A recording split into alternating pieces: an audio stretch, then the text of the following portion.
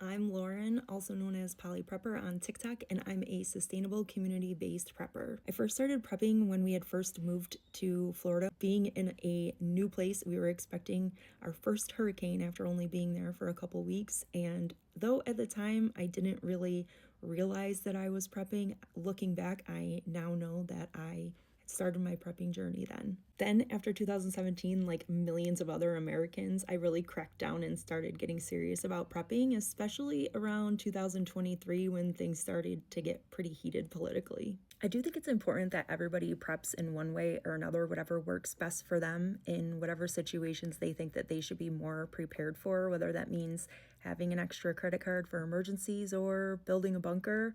Either way, a lot of people are already preppers and they just don't realize it or they're in denial, especially as we are starting to see the effects of the current administration's policies, the effects of the trade war like tariffs and inflation, unemployment with the mass layoffs. There's so much going on right now and there's a lot to be prepared for, but every step you take is a step in the right direction. And those are the things that I'm really helping people focus on as they're preparing, because those are the things that people are most worried about right now. For people who say that prepping is extreme or paranoia, I kindly remind them that prepping is a spectrum and you're probably already prepared for some scenario in some way. If you keep an extra $20 cash in your wallet, you're prepping. Preppers aren't just prepared for a zombie apocalypse. There's a whole plethora of situations that are far more realistic that you should have a plan for in case it does happen to you. If someone's just starting out, my 3 biggest tips are: 1, start small. So overwhelming if you're looking in from the outside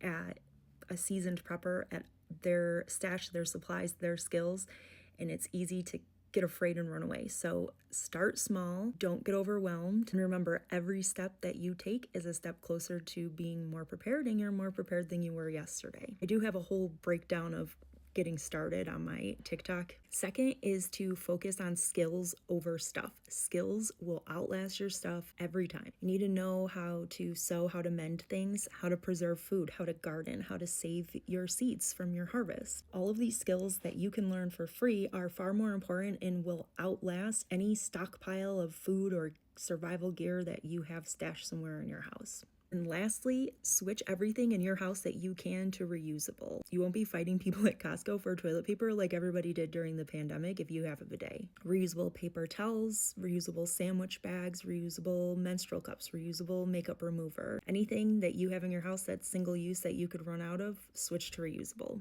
You'll never run out. At the end of the day, prepping is just planning. So find what works best for you, for the situations that you want to be prepared for, and get started one way or another. Just take one step to be more prepared than you were yesterday, and you're off to a great start.